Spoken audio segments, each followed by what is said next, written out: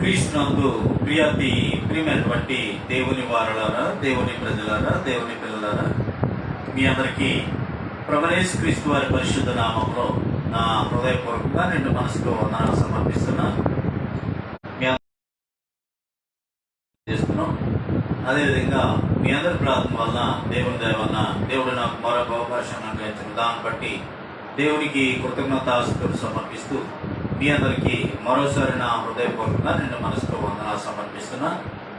ఈరోజు అనగా 2026వ సంవత్సరము జూలై నెల 12వ తారీఖు ఆదివారంలో మనం ఉన్నాం. మరి సమయంలో దేవుని యొక్క వాక్యాన్ని చక్కగా ఆలకించాలని, దేవుని యొక్క వాక్యాన్ని చక్కగా నేర్చుకోవడానికి ప్రయత్నం చేయాలని ప్రతి ఒక్కరు కూడా ప్రేమతో మనం చేస్తున్నా. గడిచిన తరగతిలో జాగ్రత్తగా ఆలోచన చేసినట్లయితే ఆరాధనలో రెండవ భాగాన్ని మనం నేర్చుకుంటున్నాం. గడిచిన తరగతిలో బైబిల్ గ్రంథంలో ఎన్ని ఆరాధనలు ఉన్నవి అనేది నేర్చుకుంటున్నాం. మొట్టమొదటిగా వ్యర్థ ఆరాధన, రెండవదిగా తెలియని దానిని ఆరాధించు ఆరాధన, మూడవదిగా స్వేచ్ఛ ఆరాధన, నాలుగవదిగా విగ్రహారాధన, ఐదవదిగా ధనాపేక్ష కూడా విగ్రహారాధనే, ఆరవదిగా మనుషులను ఆరాధించుట, ప్రకృతిని ఆరాధించుట, దోతల ఆరాధన, దేవదూతల ఆరాధన, సబ్బాతును ఆరాధించుట.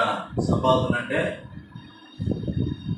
పాత నిబంధనలో శనివారం ఆరాధించు. తర్వాత మరి ఇప్పుడు దేవుడు కోరుకుంటున్న ఆరాధన ఏంటంటే పరిశుద్ధుల ఆరాధన. పరిశుద్ధులు ఆరాధించే ఆరాధన. వీటన్నింటిలో జాగ్రత్త ఆలోచన చేసినట్లయితే ఒకవేళ మన ఆరాధన ఏమైనా వ్యర్థమైపోతుందేమో ఆలోచించాం. రెండవదిగా తెలియకోకుండా ఏజెన్సీ పట్టణంలో వాళ్ళకి రాక ఆరాధిస్తున్నామేమో. స్వేచ్ఛ, మనకి ఇష్టమైనట్టుగా మనకు నచ్చినట్టుగా ఆరాధిస్తున్నామేమో. మనకి ఇష్టం వచ్చినట్టుగా వెళ్ళి, మనకి ఇష్టం వచ్చిన రోజున వెళ్ళి మనకు నచ్చినట్టుగా ఆరాధిస్తున్నామేమో. దేవునికి నచ్చినట్టుగా చేయాలి. దేవుడు ఆజ్ఞకు లోపడాలా? దేవుడు ఎలాగైతే చెప్పాడో అలాగే చేయాలి. కానీ మనం స్వేచ్ఛగా మనకి ఇష్టం వచ్చినట్లుగా మనం చేయడానికి ఎల్లో లేదు, అంగీకరించాడు దేవుడు.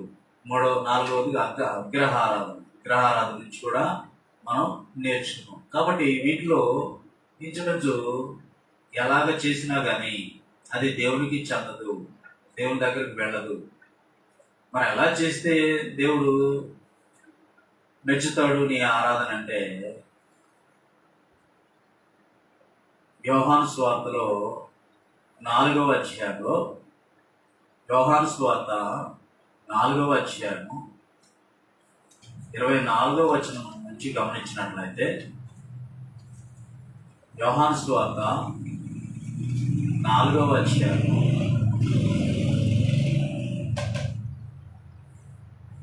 జాగ్రత్తగా ఆలోచన చేసినట్లయితే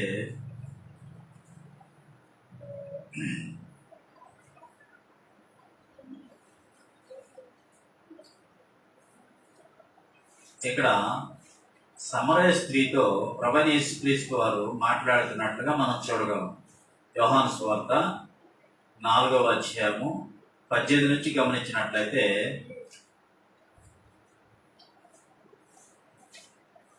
ఇరవై వచనం నుంచి, మా పితరులు ఈ పర్వతమును ఆరాధించిరి.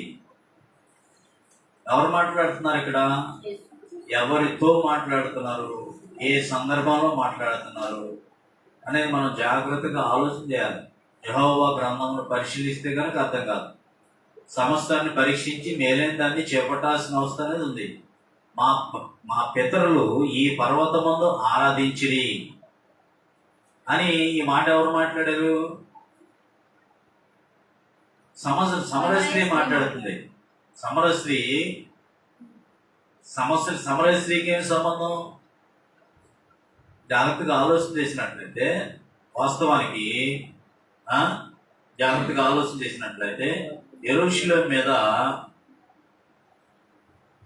యెరూషలేములో ఒక గుడి కట్టారు. ధర్మశాస్త్రపు బబులోను చెరకు వెళ్ళి అక్కడ నుంచి తిరిగి వచ్చిన తర్వాత జెరుబ్బాబెలు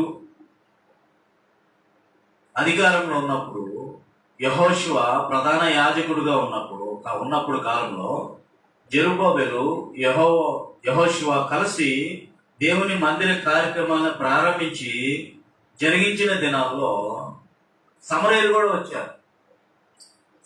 కూడా వచ్చి మేము కూడా మీతో కూడా కలిసి మేము కూడా మీతో కలుస్తామని ముందుకొచ్చి కలిసి యెరూషలేము దేవాలయం కడదామని అని చెప్పేసి ముందుకొచ్చారు. కానీ వీళ్ళు అంగీకరించకపోయేసరికి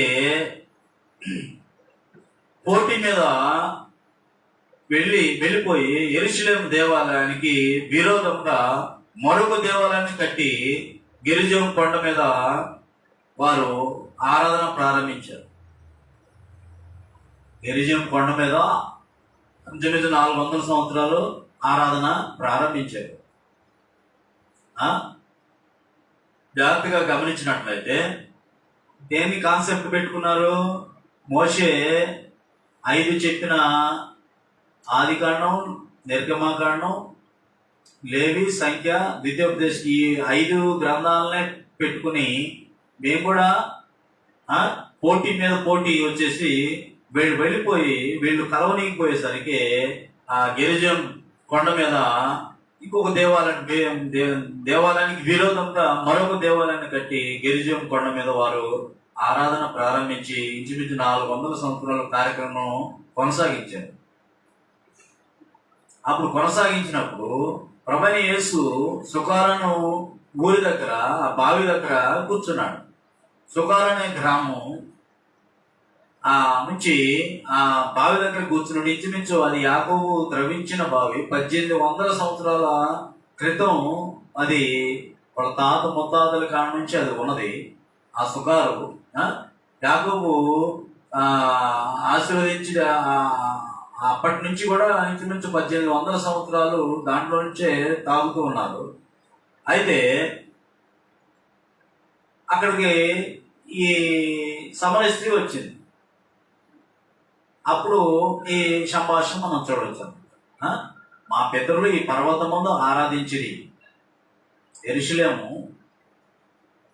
పట్టణంలో మా పితరులు ఈ పర్వతమందు ఆరాధించేది అంటే ఇంచుమించు 400 సంవత్సరాలు వాళ్ళు వేరొక మందిరాన్ని కట్టి వాళ్ళు ఆరాధించారు. మా పితరులు ఈ పర్వతమందు ఆరాధించిరి కానీ ఆరాధింపవలసిన స్థలము యెరూషలేములో ఉన్నదని మీరు చెప్పుదురని యేసు ప్రభుతో అందేమే. మీరు చేసేది కరెక్ట్ కాదు, మీరు వచ్చి యెరూషలేములోనే ఆరాధన చేయాలి అని చెప్పేసి నువ్వు చెబుతావయ్యా అని యేసుతో ఆమె ఇట్లనే ఆయనతో అనగా మరి యేసు ప్రభు ఆమెతో ఏమన్నాడంటే, అమ్మ ఒక కాలం వస్తున్నది, ఆ కాలమందు ఈ పర్వతముల మీదనను యెరూషలేములోనూ మీరు తండ్రిని ఆరాధింపరు, నా మాట నమ్మము. మీకు తెలియని దానిని ఆరాధించువారు, మేము మాకు తెలిసిన దాన్ని ఆరాధించము. రక్షణ యూదుల్లో నుండి కలుగుతున్నది. అయితే యథార్థంగా ఆరాధించువారు ఆత్మతోనూ సత్యముతోనూ తండ్రిని ఆరాధించు కాలం వస్తున్నది, ఇది ఇప్పుడునూ వచ్చేయనది. నన్ను ఆరాధించువారు అట్టివారే కావాలని తండ్రి కోరుచున్నాడు. దేవుడు ఆత్మ కనుక ఆయనను ఆరాధించువారు ఆత్మతోనూ సత్యముతోనూ ఆరాధించాలని తెలియజేసింది. కాబట్టి జాగ్రత్తగా ఆలోచన చేసినట్లయితే ఈ యొక్క ఆరాధనలో ఎన్ని రకాలుగా బైబిల్ గ్రంథంలో ఎన్ని రకాల ఆరాధనలు ఉన్నాయో మనం చూస్తాం గడిచిన తరగతిలో కదా. గ్రంథారాధన, త్రివేణి ఆరాధన, స్వేచ్ఛారాధన, విగ్రహారాధన. మనం నేను ఏ ఆరాధన చేస్తున్నాను వ్యక్తిగతంగా ఎవరంతటి వారు ఆత్మ పరిశీలన చేసుకోవాల్సిన విషయం. ఇంచుమించు ఈ యొక్క 9 దేంట్లో ఉన్నా సరే దేవునికి చెందదు. వ్యర్థారాధనలో ఉన్నా, తెలియని దానికి ఆరాధించినా, స్వేచ్ఛగానే ఇష్టం వచ్చినట్టుగా ఆరాధించినా, దేవునికి చెప్పింది చేయకుండా, దేవుని చెప్పినట్లుగా చేయకుండా ఉండి ఆరాధన చేస్తే, విగ్రహారాధన, ధనాపేక్ష విగ్రహారాధనే, మనుషుల్ని ఆరాధిస్తే, ప్రకృతిని ఆరాధించు, సపోతును ఇంకా దేవదూతలను ఆరాధించకపోతుంటే దేవునికి ఏది చెందదు. ఏది ఎలాగ ఆరాధించబడినాడు? దేవుడు ఆత్మ కనుక ఇక్కడ గమనించినట్లయితే ఒక కాలం వస్తున్నది, ఆ కాలం ముందు పర్వతముల మీదను యెరూషలేము మీదను తండ్రిని ఆరాధింప, నా మాట నమ్మము, మీకు తెలియని దాన్ని ఆరాధించేవారు. మేము అంటున్నాడండి ఇక్కడ, జాగ్రత్త గమనించు.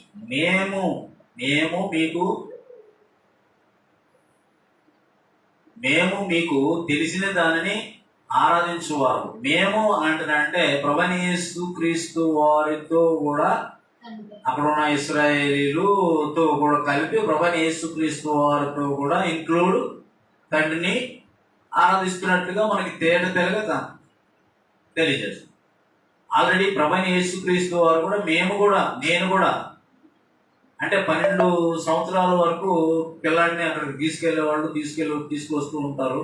12 సంవత్సరాల వరకు మన గ్రంథంలో కనిపిస్తాం. ఆ తర్వాత ఏం జరిగింది అనేది మన బైబిల్లో గ్రంథంలో కనపడదు. కానీ ప్రభువైన యేసు క్రీస్తు వారు ఏ కాలంలో జీవించి ఉన్నారు అంటే ధర్మశాస్త్ర కాలంలోనే ఉన్నారు. ధర్మశాస్త్ర కాలంలో ఆయనతో పాటు ఆయన శిష్యులు కూడా ఆ దేవాలయంలోకి వెళ్ళి ఆరాధించినట్టుగా కూడా మనకి ఆధారాలు కనపడతాయి కదా. కాబట్టి జాగ్రత్తగా ఆలోచన చేసినట్లయితే మరి ఈ వ్యర్థ ఆరాధన కానీ, తెలియని ఆరాధన కానీ వీటిలో ఉంటే ఈ పరిస్థితులను కూడా మన ఆరాధన దేవుని దగ్గరకు చేరదు. ఇక్కడ ప్రభువైన యేసు క్రీస్తు వారు కూడా నేను తండ్రిని ఆరాధిస్తున్నానని చెప్పినట్లుగా మనం చూడొచ్చు కదా. కాబట్టి జాగ్రత్తగా ఆలోచన చేసినట్లయితే మనం ఎలాగ ఆరాధిస్తున్నాము? ఆరాధన అంటే ఏముంటాయి ఆరాధనలో? మొట్టమొదటిగా ప్రార్థన, తర్వాత పాటలు, తర్వాత ప్రసంగం ఉంటుంది, తర్వాత రొట్టె ద్రాక్షరసం ఉంటుంది, తర్వాత కానుకలు ఉంటాయి. వీటిని కలిపి ఆరాధన అంటారు.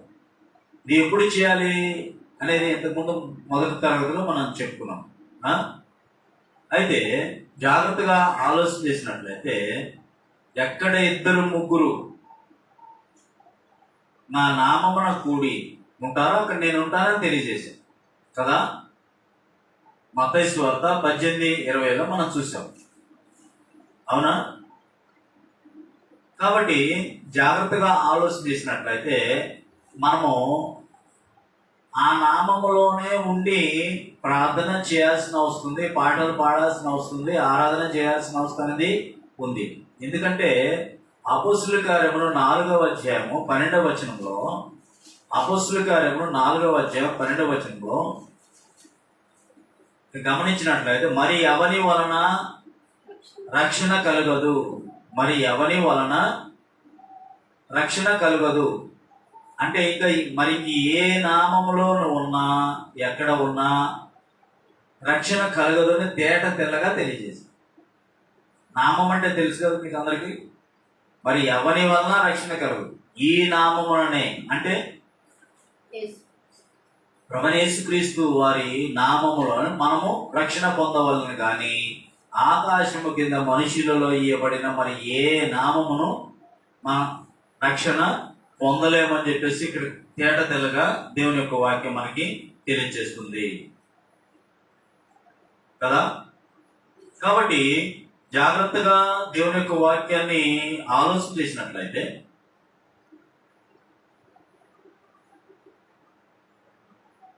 యెహోవా గ్రంథాన్ని జాగ్రత్తగా పరిశీలన చేసినట్లయితే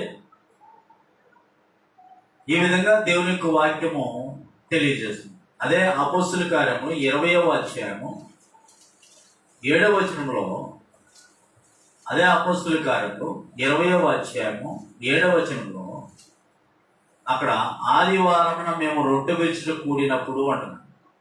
ఆదివారమున మేము రొట్టె విరుచుట కూడినప్పుడు పౌలు మరునాడు వెళ్ళనయ్యండి వారితో ప్రసంగించు ఉన్నాడు. అంటే ఆదివారం రొట్టె విరిచారు అని అంటే నెలలో మొదటి ఆదివారమా, చివరి ఆదివారమా, లేకపోతే 4 ఆదివారాలు వస్తాయా? ఇంక్లూడింగ్ మీకు ఉద్యోగాలు చేసుకుంటారు, స్కూల్స్కి వెళ్తుంటారు, కాలేజీకి వెళ్తుంటారు. ఆదివారం సెలవు అన్నారు. ఆదివారం సెలవు అంటే ప్రతి ఆదివారం సెలవా, నెలలో ఒక ఆదివారం సెలవా? ప్రతి ఆదివారం సెలవు. అలాగనే ఆదివారం మేము రొట్టె విరుచుట కూడినప్పుడు అని చెప్పేసి తేట తెల్లగా మనకు తెలియజేస్తుంది. కాబట్టి ఇంకా మనకి క్లారిటీగా తెలియాలంటే కొరింథీయులకు రాసిన మొదటి పత్రిక 16వ అధ్యాయము 2వ వచనం నుంచి గమనించినట్లయితే, 2వ కొరింథీయులకు రాసిన పత్రిక 16వ అధ్యాయము 2వ వచనం నుంచి గమనించినట్లయితే కానుకల గురించి ఇక్కడ ప్రస్తావన చేస్తూ, నేను వచ్చినప్పుడు చందా పోగు చేయకుండా ప్రతి ఆదివారము మీలో ప్రతివాడును తాను వర్ధిల్లు కొలది తన యొద్ద కొంత సొమ్ము నిలువ చేయవలని అన్నాడు.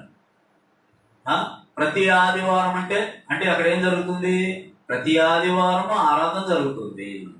ప్రతి ఆదివారము రొట్టె ద్రాక్ష రసము ఇవ్వడం జరుగుతూ ఉంటుంది.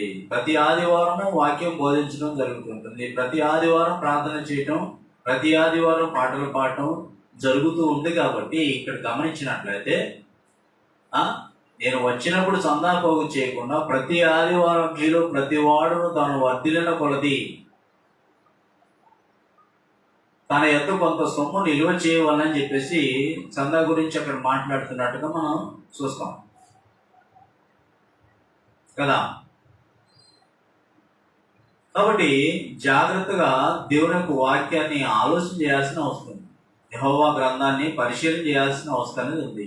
పరిశీలన చేసి సమస్తాన్ని పరీక్షించి మేలైన దాన్ని చేపట్టాల్సిన అవసరం ఉన్నది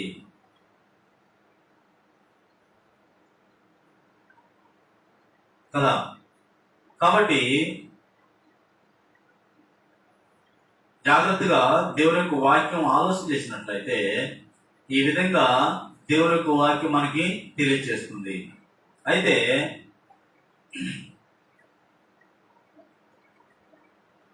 క్రైస్తవుల ఆరాధ్య దైవం ఎవరు? క్రైస్తవుల ఆరాధన దైవం ఎవరు? యెహోవా తండ్రి. ఎందుకని? ఇతరులు అబ్రహాం, ఇస్సాకు, యాకోబు వీళ్ళందరూ కూడా ఎవరిని ఆరాధించేశారు? యెహోవాని ఆరాధన చేశారు. ధర్మశాస్త్ర కాలంలోకి వచ్చేసరికి వాళ్ళందరూ కూడా యెహోవాని ఆరాధన చేశారు. ఇప్పుడు యెహోవాని ప్రభువైన యేసుక్రీస్తు వారు ఆయన శిష్యులు కూడా యెహోవాని ఆరాధన చేసినట్లుగా మనం చూడగలం. ప్రభువైన యేసుక్రీస్తు వారు ఎవరిని ఆరాధన చేశాడు? ప్రభువైన యేసుక్రీస్తు వారు ఎవరిని ఆరాధన చేశారు? యెహోవాని ఆరాధన చేశారు. క్రైస్తవులు కూడా ప్రభువైన యేసుక్రీస్తు వారు ఏం చెప్పాడు? నేనే మార్గము, నేనే సత్యం, నేనే జీవమునై ఉన్నాను అన్నాడు కదా. అవునా కదా? జాగ్రత్తగా గమనించినట్లయితే మరి క్రైస్తవులు అనబడిన ప్రతి ఒక్కరు కూడా క్రీస్తు అడుగు జాడలో నడవాల్సిన అవసరం. క్రీస్తు మాట విని క్రీస్తు ఆజ్ఞని పాటించి ముందుకు వెళ్లాల్సిన అవసరం అనేది ఉంది. అందుకనే కదా లూకా సువార్త 6:46 నేను చెప్పిన మాటల ప్రకారం మీరు చేయకుండా ప్రభువా ప్రభువా నన్ను పిలవటం దేనికి అని అంటాడు. అవునా? ఇక అపొస్తలుల కార్యములు 3వ అధ్యాయము. అయితే ఇక్కడ జాగ్రత్తగా పాయింట్ గమనించినట్లయితే దేవుడైన యెహోవా ఇదిగో ఈయన నా ప్రియ కుమారుడు, ఈయన యందు నేను ఆనందించుచున్నాను, ఈయన చెప్పిన మాట వినండి అని చెప్పేసి. అవునా? అలా కాకుండా ఈయన నా ప్రియ కుమారుడు, ఈయన్ని ఆరాధించమని ఏమైనా చెప్పాడా? లేదు. మత్తయి సువార్తలో గమనించినట్లయితే అందుకని ఇక్కడ మనం ఇప్పుడు అపొస్తలుల కార్యం 3:22 చూసుకుని ముందుకు వెళ్దాం. అపొస్తలుల కార్యం 3వ అధ్యాయము 22వ వచనంలో మోషే ఇట్లనెను, ప్రభువైన దేవుడు నా వంటి ఒక ప్రవక్తను మీ సహోదరుల్లో నుండి మీ కొరకు పుట్టించును. ఆయన మీతో ఏమి చెప్పిననో అన్ని విషయంలోనూ మీరు ఆయన మాట వినవలను. మోషే ఇట్లా, ప్రభువైన దేవుడు నా వంటి ఒక ప్రవక్తను మీ సహోదరుల్లో నుండి మీ కొరకు పుట్టించును. ఆయన మీతో ఏమి చెప్పిననో అన్ని విషయములలో మీరు ఆయన మాట వినవలను అని చెప్పారు. ఆ ప్రవక్త మాట వినని వాడు ప్రజల్లో ఉండకుండా సర్వనాశనం తేట తెల్లగా తెలియజేశాడు. మత్తయి సువార్తలో దేవుడు ప్రభువైన యేసుక్రీస్తు వారి గురించి ఏం మాట్లాడాడు? 3వ అధ్యాయము 17వ వచనంలో,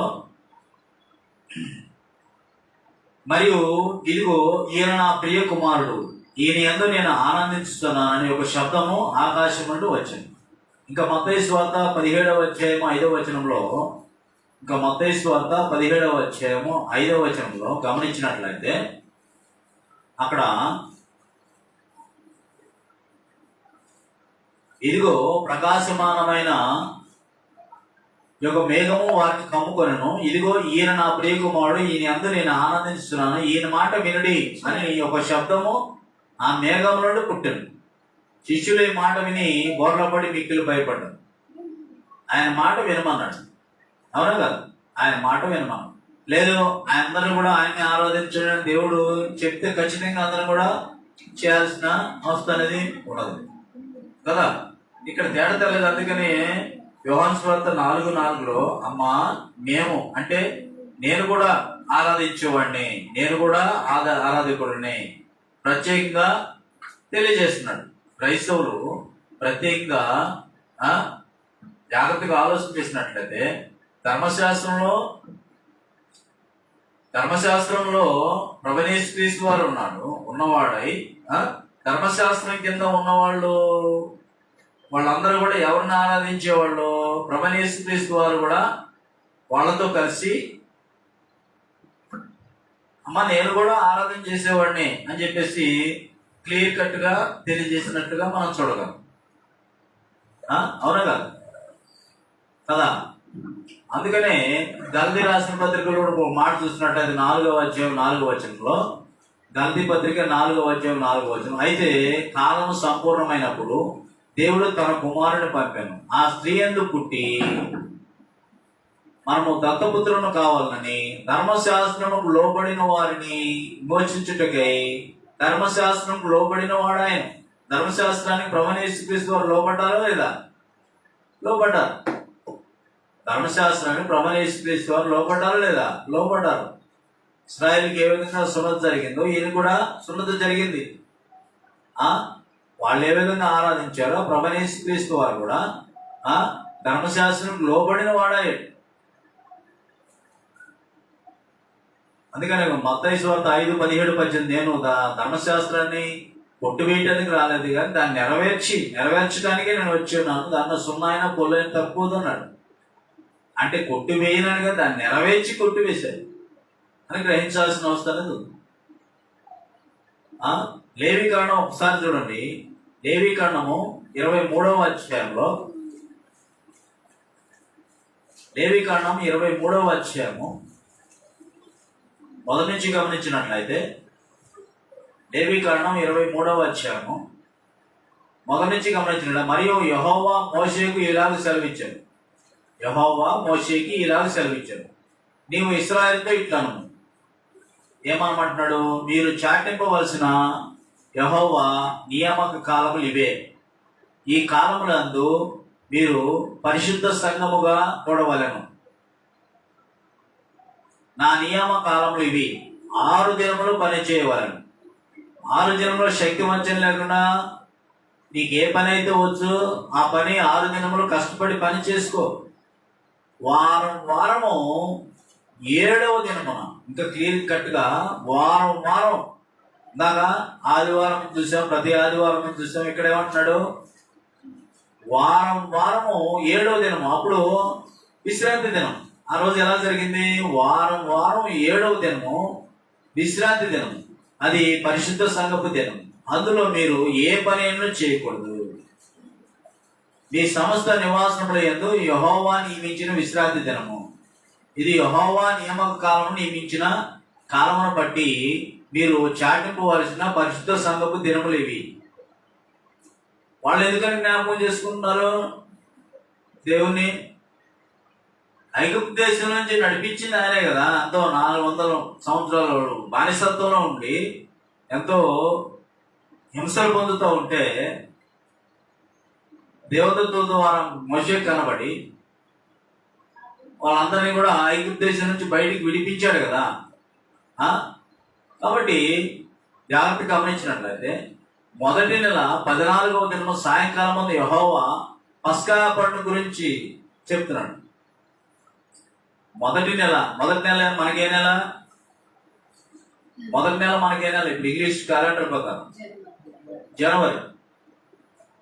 వాళ్ళకి నెలలుంటే వాళ్ళకి కూడా మొదటి నెల 14వ దినమున సాయంకాలం ముందు యెహోవా పస్కా జరుగుతుండవాలని అని చెప్పాడు. ఆ నెల 15వ దినము యెహోవా పొంగని రొట్టెల పండుగ దినము జరుగును. 7 దినములు మీరు పొంగని వాటినే తినవలను. మొదటి దినమున మీరు పరిశుద్ధ సంఘం కూడవలను. అందులో మీరు జీవనోపాధికి ఏ పనిని చేయకూడదు. 7 దినములు మీరు యెహోవా అర్పణలు చేయవలను. 7వ దినమున పరిశుద్ధ సంఘముగా కూడవలను. అందులో మీరు జీవనోపాధి అని ఏ పని అయినా చేయకూడదు వారితో చెప్పాను. మరియు యెహోవా మోషేకి ఇలాగ జరుగుతుంది, నీవు ఇశ్రాయేలుతో ఇట్టాను, నేను మీకు ఇచ్చుచున్న దేశమును మీరు వచ్చి దాని పంటను కోయినప్పుడు మీ మొదటి పంటలో ఒక పనను యాజకుని ఎద్దకు తేవాలి. యెహోవా మిమ్మల్ని అంగీకరించినట్లు అతడు యెహోవా సన్నిధిని ఆ పనను అల్లాడిపోవాలను. విశ్రాంతి దినం వరకు మరు దినము యాజకుడు దానిని అల్లాడిపోవాలను. మీరు ఆ పనను అర్పించు దినమున నిర్దోషమైన ఏడాది పొట్టేను యెహోవాకు దహన బలిగా అర్పింపలను.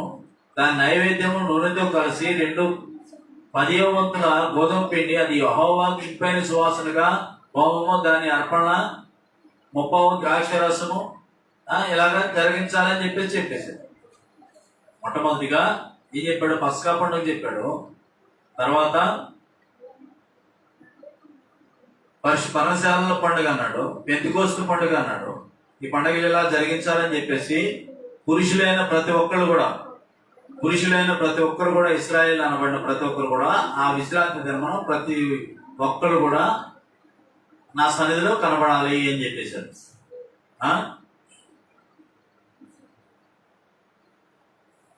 కదా, చెప్పేశాడు. ఈ విధంగా ఆరాధన జరుగుతూ ఉండేదని 2 దినవృత్తాంతముల గ్రంథం 29వ అధ్యాయము గమనించినట్లయితే, 2వ దినవృత్తాంతముల గ్రంథము 29వ అధ్యాయము ఈ విధంగా ఆరాధన జరుగుతూ ఉండేది. 2వ దినవృత్తాంతముల గ్రంథం 29వ అధ్యాయము 27 నుంచి గమనించినట్లయితే, బలిపీఠం మీద దహన బలులను అర్పించడం హిజ్కియా ఆజ్ఞాపించను. దహన బలి అర్పణ ఆరంభమవుడుతోనే బోర్ల ఊదులతోనూ ఇశ్రాయేల్ రాజైన దావీదు చేయించిన వాయిద్యములు వాయించుటతోనూ యెహోవాకు స్తుతిగానం ఆరంభమాయను.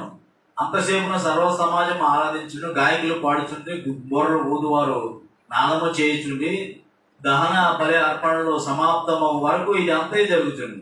వారు అర్పించుట ముగించిన తర్వాత రాజును అతనితో కూడా వారందరూ తమ తలలు వంచి ఆరాధించిరి. దావీదును దీర్ఘదర్శి ఆసాపును రచించిన శ్లోకమెత్తి యెహోవాను స్తుతించడానికి రాజుని హిజ్కియా అధిపతులను లేవీయులను ఆజ్ఞాపించగా వారు సంతోషంతో స్తోత్రములు పాడి తల వంచి ఆరాధించిరని చెప్పేసి ఇక్కడ తెలియదు కదా. కాబట్టి జాగ్రత్తగా దేవుని యొక్క వాక్యాన్ని ఆలోచన చేయాల్సిన అవసరం అనేది ఉన్నది. ఇంకా కీర్తనల గ్రంథంలో కూడా ఇంకొక మాట చూసి ముందుకు వెళ్దాం. చూడండి, కీర్తనల గ్రంథం 55వ కీర్తన, కీర్తనల గ్రంథం 55వ కీర్తన, కీర్తనల గ్రంథం 55వ కీర్తన 12, 13, 14 వచనాలు గమనించినట్లయితే, నన్ను దూషించువాడు శత్రువు కాడు, శత్రువునైన ఎడల నేను దాన్ని సహిపోవచ్చును. నా మీద మెట్టుపడువాడు నాయందు పగబట్టిన వాడు కాడు, అట్టి వాడైతే నేను దాగి ఉండవచ్చును. ఈ పని చేసిన నీవు నా సహకారివి, నా చిరికాడవు, నా పరిచయుడవు. మనము కూడి మధురమైన గోప్టి చేసి ఉన్నవారము. ఉత్సవములకు వెళ్ళి సమూహముతో దేవుని మందిరములకు పోయి ఉన్నవారము అని చెప్పేసి ఇక్కడ తెలియజేస్తుంది. ప్రభువైన యేసు కూడా తండ్రిని దేవుని ఆరాధించాడని చెప్పేసి యేసు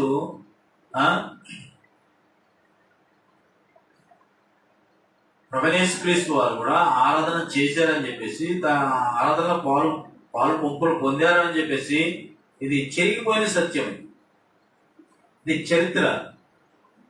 అవునా కదా? నేను కూడా ఆరాధికుడినే అన్నాడు. ఇశ్రాయేలు ఏ దేవుడిని అయితే ఆరాధించారో ఆయన కూడా ఆ దేవుడిని అలాగే ఆరాధన చేసినట్లుగా మనం చూసాం. ద్వితీయోపదేశకాండం 6వ అధ్యాయము 4-5లో కూడా ఆరాధ్య దైవం యెహోవా అని చెప్పేసి అక్కడ కూడా మనకి చూడొచ్చు. ద్వితీయోపదేశకాండం 6వ అధ్యాయం 4-5 వచనంలో, ఇశ్రాయేలు వినుము, మన దేవుడైన యెహోవా అద్వితీయుడగు యెహోవా, నీ పూర్ణ హృదయంతోను, నీ పూర్ణాత్మతోను, నీ పూర్ణ శక్తితోను నీ దేవుడైన యెహోవాను ప్రేమివ్వాలి. నేడు నేను నీకు ఆజ్ఞాపించి ఈ మాటలు నీ హృదయంలో ఉండవలని అండి. కాబట్టి జాగ్రత్తగా గమనించినట్లయితే క్రొత్త నిబంధన ఆరాధన దైవం ఎవరు అంటే తండ్రి అయిన దేవుడే. క్రైస్తవులకు దేవుడు యెహోవా తండ్రి. అవునా? మొదటి కొరింథీయులకు రాసిన పత్రికలో కొంచెం క్లారిటీ అక్కడ పౌలు గారు మాట్లాడుతూ, మొదటి కొరింథీయులకు రాసిన పత్రిక 8వ అధ్యాయం 6వ వచనంలో, మొదటి కొరింథీ పత్రిక 8వ అధ్యాయం 6వ వచనం నుంచి గమనించినట్లయితే, ఆకాశమందైన భూమి మీద దేవదూతలు అనబడి ఉన్నను మనకు ఒక్కడే దేవుడు ఉన్నాడు, ఆయన తండ్రి. ఆయన నుండి సమస్తము కలిగింది, ఆయన నిమిత్తము మనం ఉన్నాము, మరియు మనకు ప్రభువు ఒక్కడే, ఆయన యేసుక్రీస్తు. ఆయన ద్వారా సమస్తము కలిగింది, మనము ఆయన ద్వారా కలిగిన వారు. అయితే అందరిలో ఈ జ్ఞానం లేదని చెప్పేసి ఇక్కడ తెలియజేస్తున్నట్టుగా మనం చూడొచ్చు కదా. కాబట్టి జాగ్రత్తగా దేవుని యొక్క వాక్యాన్ని ఆలోచన చేయాల్సిన అవసరం. హెబ్రీ పత్రికలు కూడా 2వ అధ్యాయంలో, హెబ్రీ పత్రిక 2వ అధ్యాయము 11-12 వచనాల్లో, హెబ్రీ పత్రిక 2వ అధ్యాయం 11-12 వచనంలో, పరిశుద్ధపరచబడు వారికి అందరికీ ఒక్కటే మూలము. ఈ హేతువు చేత వారిని సహోదరుని పిలుచుటకు ఆయన సిగ్గుపడగా, నీ నామము నా సహోదరులకు ప్రతిరిద్దును, సమాజం మధ్య నీ కీర్తిని జ్ఞానము చేతును అని.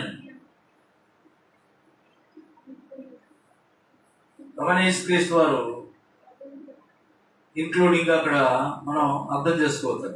హెబ్రీ పత్రిక 5వ అధ్యాయం 1 నుంచి కూడా గమనించినట్లయితే, హెబ్రీ పత్రిక 5వ అధ్యాయం 1, ప్రతి ప్రధాన యాజకుడును మనుషుల్లో నుండి ఏర్పరచబడిన వాడై పాపముల కొరకు అర్పణలు బలులు అర్పించుటకు దేవుని విషయమై కార్యములు జరిగించుటకై మనుషుల నిమిత్తము నియమింపబడును.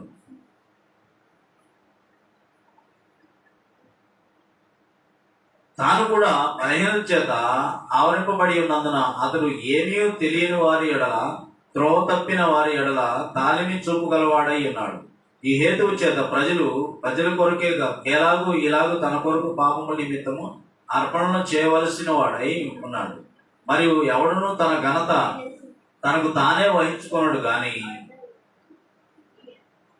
అహరోను పిలువబడినట్టుగా దేవుని చేత పిలువబడిన వాడై ఈ ఘనత పొందెను. అటువంటి క్రీస్తు కూడా ప్రధాన యాజకుడు అయినప్పటికీ కూడా ప్రధాన యాజకుడుకు తను తానే మహింపరచుకోనలేదు కానీ తను మహింపరచుకున్నాడా? ఎట్టి పరిస్థితుల్లోనూ కాదని ఈ విషయాన్ని జాగ్రత్తగా గమనించాల్సిన అవసరం అనేది ఉండదు. కాబట్టి దేవుడు ఆత్మ కనుక ఆయన ఆరాధించేవాడు ఆత్మతోనూ సత్యముతోనూ ఆరాధించాల్సిన అవసరం అనేది ఉన్నది. మనం ఇప్పుడు పితరుల కాలంలో లేం, పితరుల యుగంలో లేం, ధర్మశాస్త్ర కాలంలో లేం, ధర్మశాస్త్ర యుగంలో లేం. మనం ఇప్పుడు ఎక్కడున్నాం? క్రైస్తవ యుగం. ప్రభువైన యేసుక్రీస్తు వారు బ్రతికున్నప్పుడు ఆయన ఎక్కడున్నారు? ధర్మశాస్త్రంలో ఉన్నారు. ధర్మశాస్త్ర ప్రకారం ఆయన ఆజ్ఞల పాటించాల్సి వచ్చింది. దాన్ని నెరవేర్చి కొట్టివేసిన తర్వాత చట్టం మారింది, యాజకులు మారారు. ప్రతి ఒక్కరిని కూడా ఏం చేశాడు? మనందరినీ కూడా యాజకులుగా చేశాడు కదా. మొదటి పేతురు రాసిన పత్రిక 2వ అధ్యాయము, మొదటి పేతురు రాసిన పత్రిక 2వ అధ్యాయము 9వ వచనం నుంచి గమనించినట్టు, అయితే మీరు చీకట్లో నుండి ఆశ్చర్యకరం తన వెలుగులోనికి మిమ్మల్ని పిలిచిన వారి గుణాతిశయం ప్రచురణ చేయ నిమిత్తము ఏర్పరచబడిన వంశమును, రాజులని యాజక సమూహం, పరిశుద్ధ జనం, దేవుని సొత్తైన ప్రజలే ఉన్నారు అని. ఒకప్పుడు ప్రజగా ఉండగా ఇప్పుడు దేవుని ప్రజ అయితిరి. ఒకప్పుడు కనికరింపబడక ఇప్పుడు కనికరింపబడిన వారై, ప్రియులారా, మీరు పరదేశుల్ని యాత్రికులే ఉన్నారు కనుక ఆత్మకు విరోధంగా పోరాడి మీ శరీరాశను విసర్జించండి అని చెప్పేసి ఇక్కడ చాలా మాటలు మనం నేర్చుకోవచ్చు. కాబట్టి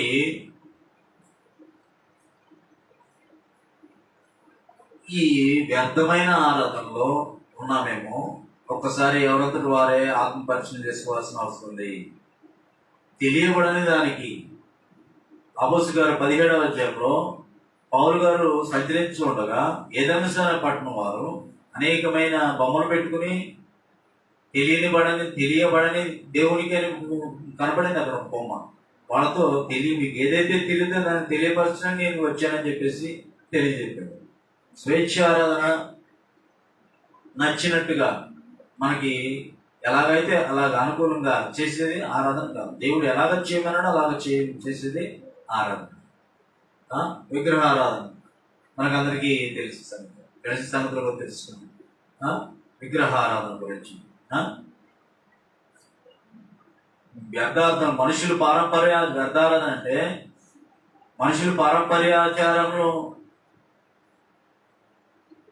ఏ అయితే ఉన్నాయో దేవుని మాటలు పక్కన పెట్టేసి పారంపర్య ఆచారం అంటే పరుగులు తీయటం. మనుషులు ఏం చెప్పారో దాన్ని అంటే పరుగులు తీయటం అంటారు. అంగీకార యోగ్యము కాని క్రియలు, దేవుని వాక్యంని ఏది కూడా కలపకూడదు, తీసివేయడదని చెప్పేశారు దేవుడు ముందే. దాంట్లో ఏది కూడా కలపొద్దు, వాక్యంలో కలిపి లేదా తీసివేసి ఆరాధించుట దాంట్లో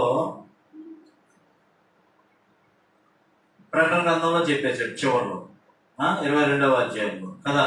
కాబట్టి జాగ్రత్తగా మన ఆరాధన ఏమైనా వ్యర్థమైపోవడానికి అవకాశం ఉందేమో. వ్యక్తిగతంగా ఎవరంతటి వారు ఆత్మపరిశీలన చేసుకోవాల్సిన అవసరం ఉంది. దేవుని కాక వేరెవరినైనా ఆరాధించకూడదు. పునరుద్ధానమందు విశ్వాసము లేకుండా ఆరాధించు. నమ్మి బాప్తిస్మం పొంది రక్షింపబడిన వాడు రక్షణ నమ్మని వారికి శిక్ష విధించబడడం ఖచ్చితంగా తెలియజేస్తుంది. కాబట్టి అలాగే చేయాల్సిన అవసరం అనేది ఉన్నది. అవగాహన లేకుండా చేయు ఆరాధనే ఏమంటారు? తెలియని ఆరాధన, తెలియబడని ఆరాధన. సత్య ఆరాధన ఆత్మతోనూ సత్యముతోనూ ఉండును. ఆత్మతో సత్యముతో సమస్తాన్ని పరీక్షించి మేలైన దాన్ని చేపట్టాల్సిన అవసరం అనేది ఉంది. సర్వసృష్టికి అలాగనే వాక్యం ప్రకటించబడింది. బోధించడం, ప్రకటించడం జరిగింది. వెళ్ళి ప్రతి చోట ప్రకటిస్తున్నారు. ఎవరు ప్రకటించారు? యేసుని ప్రకటించారు. ప్రభువైన యేసుక్రీస్తు వారే ఉన్నారు. నా సొంత మాటలు కాదు నేను చెప్పేవి, నా తండ్రి ఏమనవాలనో అదే నేను మాట్లాడుతున్నాను. నా తండ్రి నాకు ఏదైతే చెప్పి పంపించాడో అదే నేను మీకు చెప్తాను. నా సొంతగా నేనే మాట్లాడాలని చెప్పేసి స్వార్థను ప్రకటించారు. స్వార్థన ప్రకటన చేశారు. వాక్యాన్ని ప్రకటించారు. నమ్మి బాప్తిస్మం తీసుకున్నారు. వాళ్ళు ఎలా ఉన్నారు? మొదటి శతాబ్దంలో ఎలా ఉన్నారు? అపోస్తలుల కార్యం 2వ అధ్యాయంలో వాళ్ళు ఎలా ఉన్నారు? 2వ అధ్యాయం 42వ వచనం గమనించినట్లే, మీరు అపోస్తలుల బోధ ఎందును, సహవాసం అందును, రొట్టె విడిచిట ఎందును, ప్రార్థన చేయటి ఎందును ఎడతెగక యుండిరి. ప్రతి ఆదివారము ఆరాధనలో ఎడతెగకుండా వాళ్ళు ఆరాధన చేసినట్లుగా మనం చూడవచ్చు. ఈ రోజున మన పరిస్థితి ఏంటి? వాస్తవానికి ఎవరంతటి వారే ఆత్మ పరిశీలన చేసుకోవాల్సిన అవసరం. మీరు వినువారు మాత్రమే ఏంటి, మిమ్మల్ని మీరు మోసపరుచుకోకుండా వాక్య ప్రకారం ప్రవర్తించు వారినే ఇప్పుడే దేవుని గ్రంథం తెలియజేసింది. యాకోబు రాసిన పత్రిక 1:22 తెలియజేసింది. యాకోబు రాసిన పత్రిక 1వ అధ్యాయము జాగ్రత్తగా గమనించినట్లయితే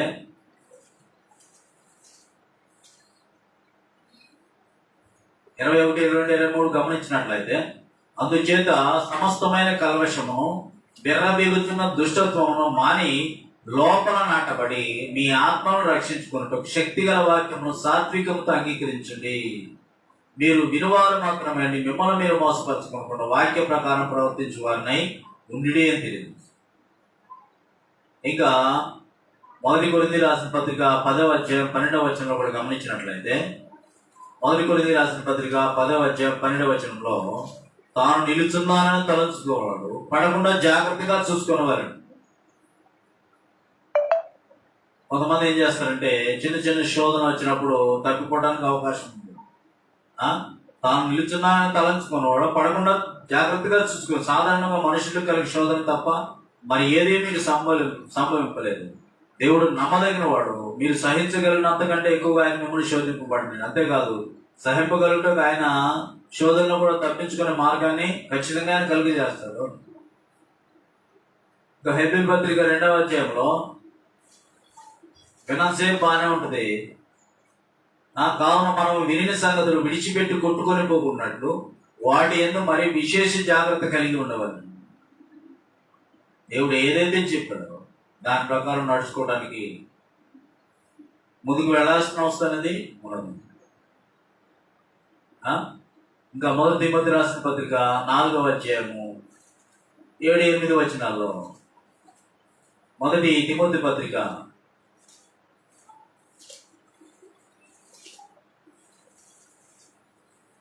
1 తిమోతి రాసిన పత్రిక 4వ అధ్యాయము 7, 8 వచనంలో, అపవిత్రములైన ముసలం ముచ్చటను విసర్జించి దైవభక్తి విషయంలో నీకు నీవే సాధన చేసుకున్నావు.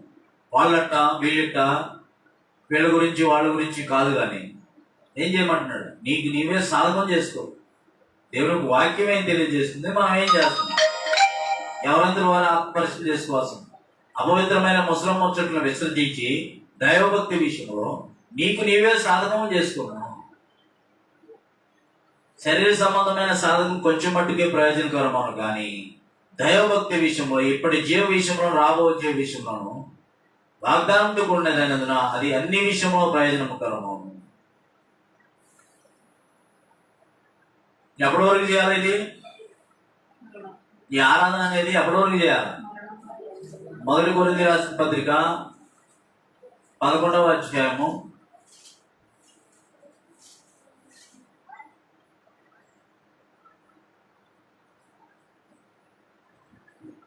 'నిజంగా నువ్వు దేవుని ఆజ్ఞను పాటిస్తున్నట్లయితే, నిజంగా నువ్వు చెప్పినట్లు దేవుడు ఏదైతే చెప్పాడో అలాగే నడుచుకున్నట్లయితే ఎవరి వరకు చేస్తుండాలి? చూడండి, 1 కొరింథీ రాసిన పత్రిక 11వ అధ్యాయం 23వ వచనం నుంచి గమనించినట్లయితే, వీళ్ళు ఏం చేసేవాళ్ళు అంటే భోజనాలు తెచ్చుకునేవాళ్ళు. అక్కడికి ఆరాధనకి భోజనాలు తెచ్చుకుని లేనివాడేమో తినేవాళ్ళంతా చూస్తూ ఉండేవాడు, ఉన్నోడేమో తింటూ ఉండేవాడు. వాళ్ళ గురించి పౌలు గారు ఏం మాట్లాడుతున్నారంటే చూడండి, అదే 1 కొరింథీ రాసిన పత్రిక 11వ అధ్యాయము